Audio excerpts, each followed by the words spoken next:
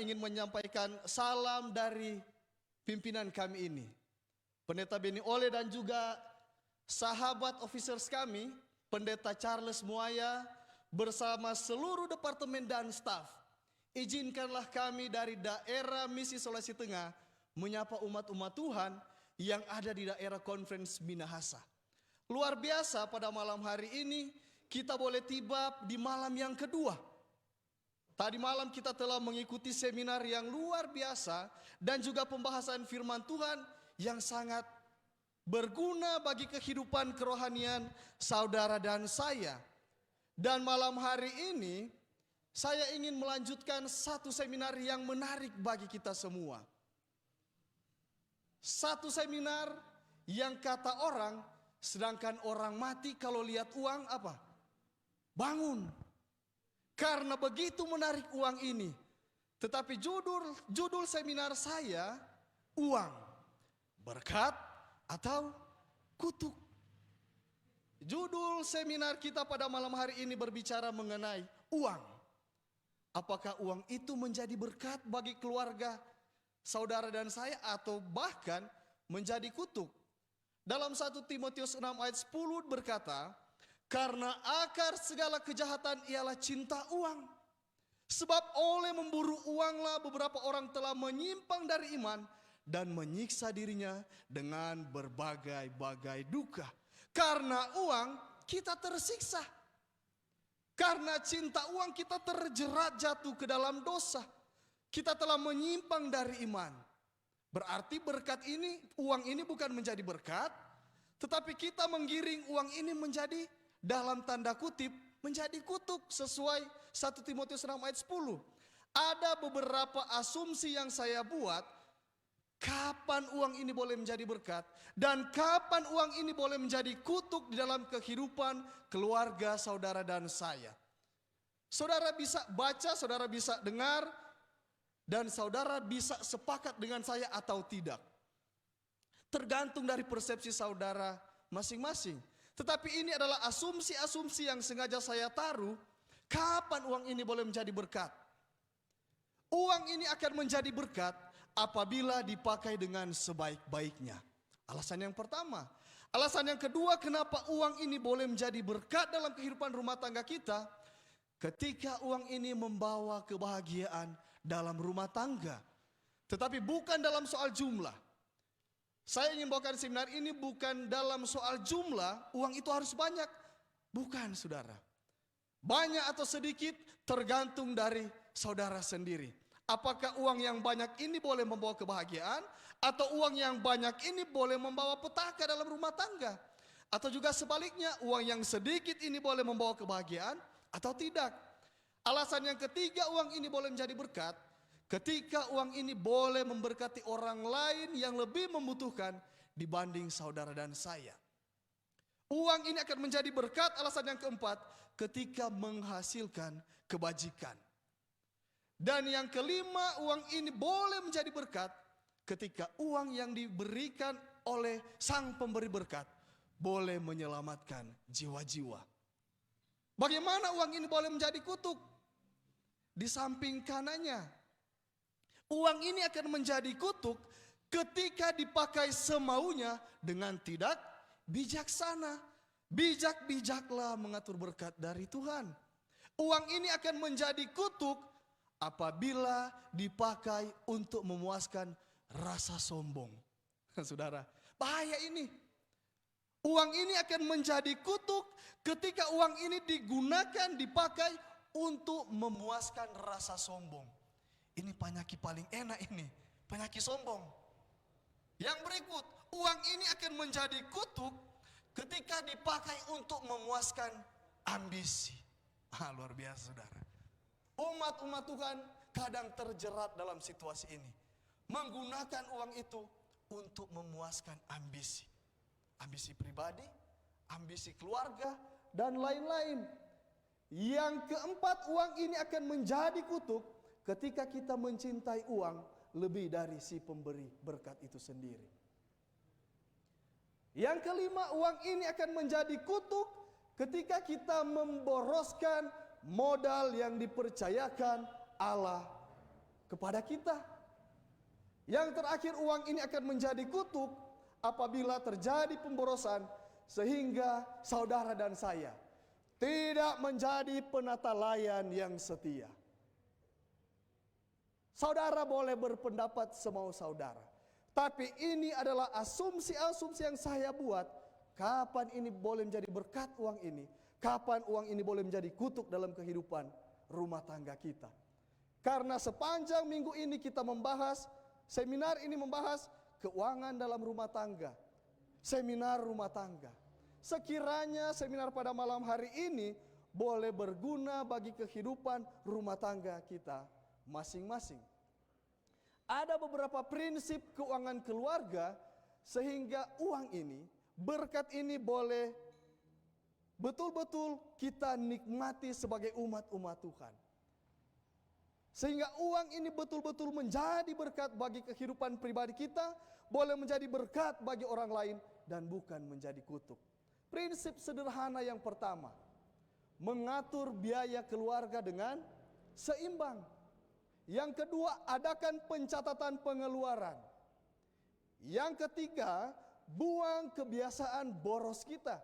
Yang keempat, hidup sesuai batas kemampuan keuangan. Yang kelima, menyangkal diri. Yang keenam, pemanjaan bukan suatu pernyataan kasih. Yang ketujuh, hemat dan murah hati. Yang kedelapan, hidup senang dan sehat.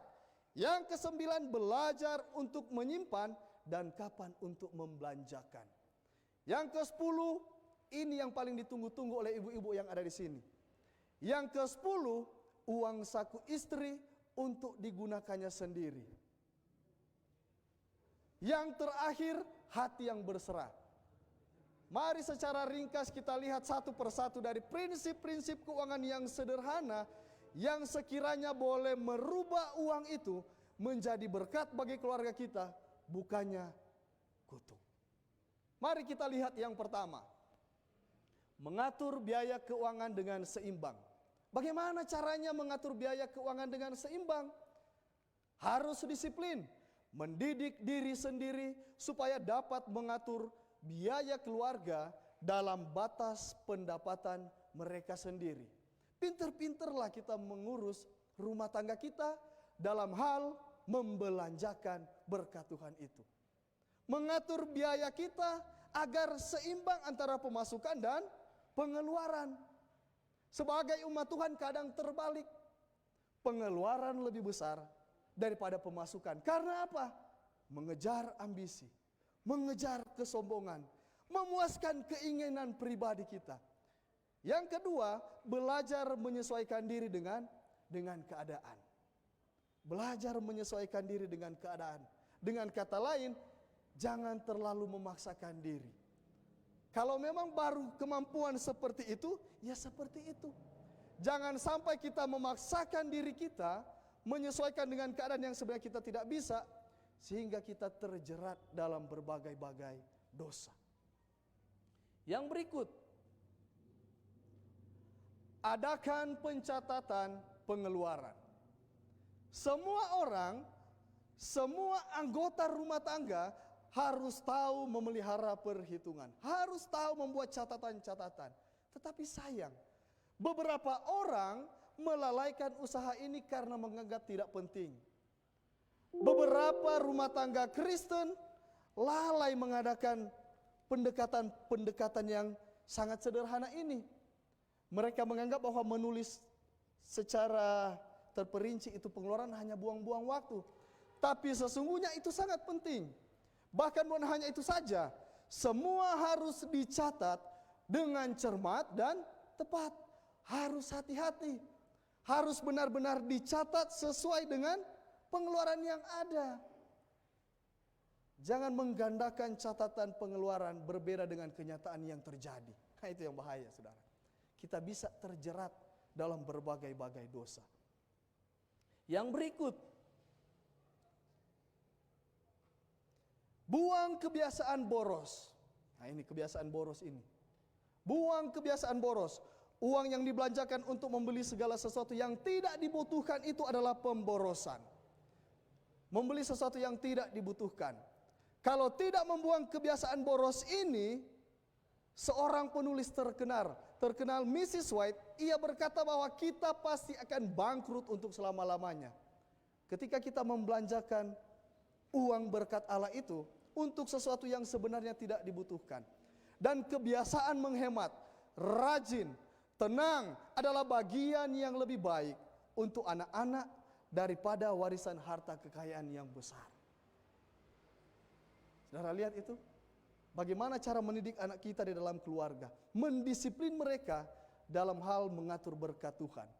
Jangan gunakan uang kita untuk memenuhi keinginan kita, karena Allah mau kita membatasinya. Yang berikut, bagaimana agar bisa kebiasaan boros itu tidak ada, menghadapkan iman kita dengan sebaik-baiknya agar dapat mengurangi keinginan kita. Luar biasa. Buang kebiasaan boros, itu bisa menjerat keluarga, saudara dan saya. Yang berikut, hidup sesuai batas kemampuan keuangan. Ini yang terkadang keluarga, saudara dan saya lalai. Rumah tangga kita terkadang lalai. Terkadang kita hidup tidak sesuai dengan batas kemampuan kita. Kita tidak memanage kehidupan perekonomian kita sehingga kehidupan kita sudah di luar ambang batas. So lewat batas. Kemampuan cuma 8, tapi hidup 14. Ini dia. Apa nasihat di sini? Hati-hati supaya pengeluaran tidak melebihi pendapatan.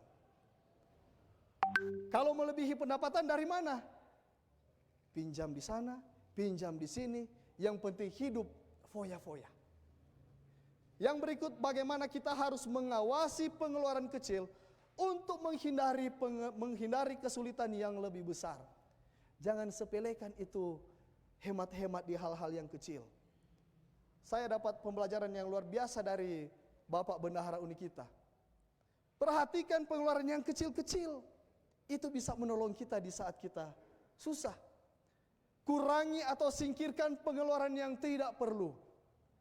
Kalau itu hanya sebatas untuk pemuas keinginan kita, jangan dulu taruh. Jangan dulu taruh.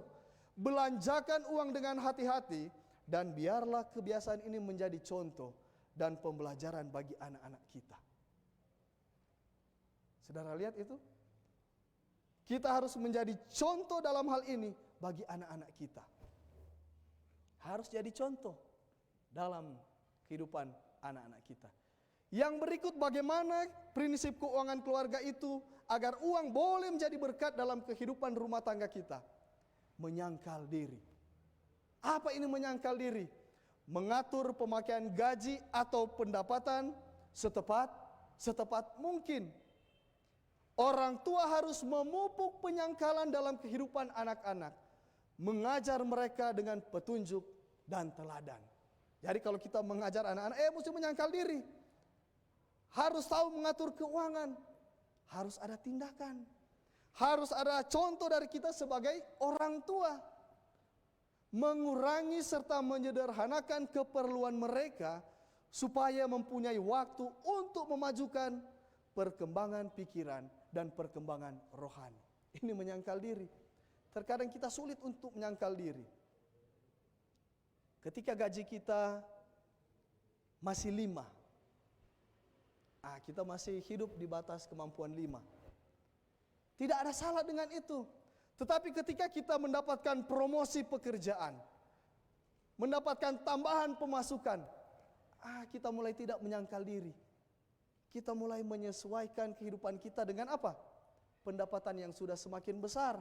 Tapi nasihat di sini harus sangkal diri. Jangan terbawa emosi kita untuk menyesuaikan kehidupan kita yang sebenarnya sudah bisa hidup dengan cara seperti itu, tapi kita mau berusaha menyesuaikan dengan pendapatan kita yang sudah semakin baik dari waktu ke waktu. Harus bisa menyangkal diri. Yang berikut, pemanjaan bukan pernyataan kasih.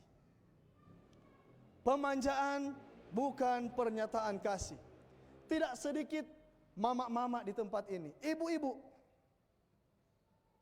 yang berdalih untuk menyenangkan anak-anak mereka. sehingga membelanjakan uang yang sebenarnya dalam tanda kutip belum terlalu perlu. Oh, mau beli ini, asik kok buat si anak. Padahal si anak masih bisa dengan baju yang satu. Oh, ini bagus ini, asik kok buat anak. Pemanjaan buat anak kita bukanlah pernyataan kasih. Jangan mendidik anak-anak saudara dan saya, sehingga anak-anak kita akan berpendapat bahwa kasih kita kepada mereka dinyatakan dengan jalan memanjakan kesombongan hati mereka, hidup berlebih-lebihan, dan suka mempertontonkan diri. Luar biasa, saudara. Jangan kasih biasa orang punya anak-anak memanjakan kesombongan hati mereka, hidup berlebih-lebihan, dan paling cilaka suka mempertontonkan diri. Saya ada anak kecil 2 di rumah. Kalau mereka bermain-bermain dengan mereka punya teman, aduh cilaka sekali kalau coba saling bercanda satu sama lain. Cilakanya begini, saudara. Contoh, oh saya punya papa, ada barang ini yang bagus sekali. Serta anak yang satu bilang kemari tuh Birman bilang, saya punya papa ada lebih bagus dari itu. No, siapa yang malu? Siapa yang malu, saudara? Jadi kita harus memberikan contoh, memberikan teladan bagi anak-anak kita. Harus hidup dengan kerendahan hati, jangan hidup berlebih-lebihan, apalagi suka mempertontonkan diri.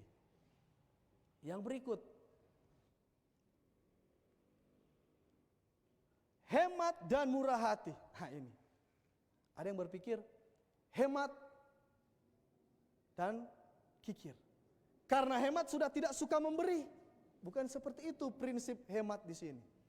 Hemat dan murah hati.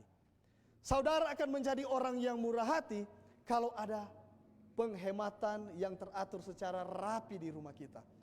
Penghematan sejalan dengan pandangan dan perasaan yang paling luas dan berkemurahan. Tidak mungkin ada kemurahan hati bila penghematan tidak diamalkan. Betul ini, saudara? Bagaimana orang mau murah hati kalau di rumahnya tidak ada? Tidak mungkin ada kemurahan hati bila mana penghematan tidak diamalkan. Harus hemat, tapi juga harus murah hati. Yang berikut, hidup senang dan sehat. Ini, hidup senang. Menggunakan dengan tepat uang yang ada di tangan kita, serta membelanjakannya dengan hati-hati untuk apa? Membeli barang-barang untuk keluarga kita. Supaya apa? Ada kesenangan hidup di rumah. Supaya ada kesehatan di rumah. Jangan kasih helekan televisi 14 inch hitam putih, kok nak bisa memenuhi itu kebutuhan di rumah tangga.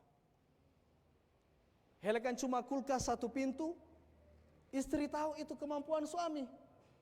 Ini suami saya ini dia bisa beli kulkas.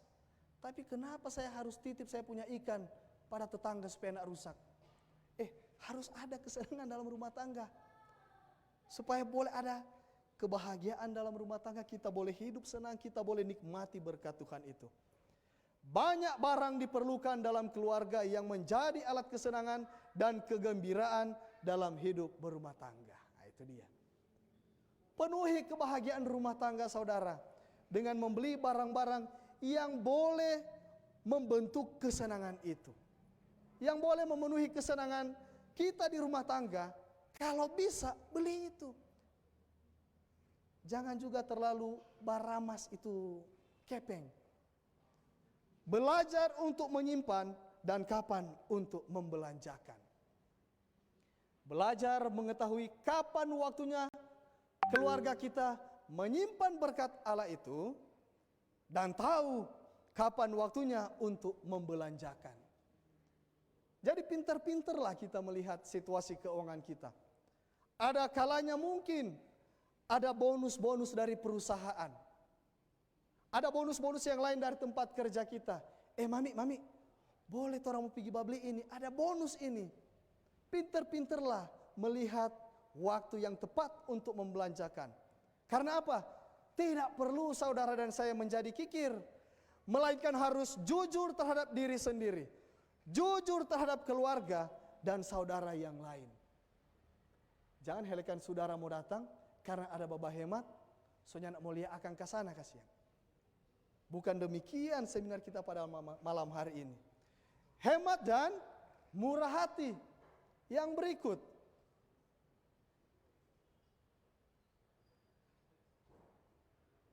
Uang saku istri untuk digunakannya sendiri. Ini dia. Uang saku istri untuk digunakannya sendiri. Bukan cuma itu. Kasele. Jangan menganggap baik untuk menjaga ketat kunci perbendaharaan sehingga tidak mau memberi uang kepada istri. Ini bahaya ini. Bahaya ini kalau ada suami yang tidak mau memberi uang kepada istri. Saya dapati ternyata masih ada umat-umat Tuhan, hamba-hamba Tuhan yang simpang sendiri dia punya doi. Dia nak kasih pada dia punya istri. Masih ada. Berilah kepada istrimu sebagian uang yang engkau bisa berikan. Dan biarlah istri kita menganggap bahwa ini memang dia punya. Kita harus membebaskan istri kita untuk menggunakan sejumlah uang tertentu. Ini sejumlah uang tertentu bukan semuanya. Sejumlah uang tertentu. Agar supaya istri sebagai surga kecil di rumah itu dia boleh terwujud. Harus bikin senang kita punya istri. Bagaimana itu Pak Bendahara DKM? Pak Pesik. Terima kasih banyak. Dan yang paling terakhir. Bagaimana uang itu boleh menjadi berkat dan bukan menjadi kutuk dalam rumah tangga kita. Hati yang berserah. Harus ada hati yang berserah. Mereka yang menyerahkan hati sepenuhnya kepada Allah. Dan yang memakai firman-Nya sebagai pedoman, mereka pasti tahu mengatur diri dalam semua kewajiban hidup. Mereka, keluarga-keluarga mereka akan belajar tentang Yesus. Anak-anak kita akan belajar tentang Yesus yang lemah lembut, Yesus yang rendah hati, serta memupuk kelembutan hati seperti Kristus. Dan dengan demikian, mereka akan menutup pintu bagi segala macam pencobaan yang sangat banyak. Tidak perlu uang untuk dianggap sebagai suatu kutuk, tapi biarlah uang itu boleh menjadi berkat. Ibrani 13 ayat 5. Nasihat yang terakhir. Janganlah kamu menjadi hamba uang dan cukupkanlah dirimu dengan apa yang ada padamu. Cukupkanlah dirimu dengan apa yang ada padamu. Hidup sesuai batas kemampuan ekonomi kita. Rasa cukup dengan berkat yang Tuhan berikan, maka kita akan merasa puas. Karena Allah kita sekali-kali tidak akan membiarkan saudara dan saya.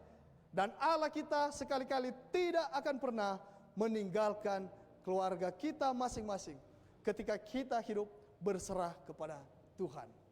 Mari kita terus mengikuti kegiatan KKR ini sampai selesai. Karena begitu banyak materi yang menarik yang nantinya akan disampaikan. Selamat malam, Tuhan Yesus memberkati.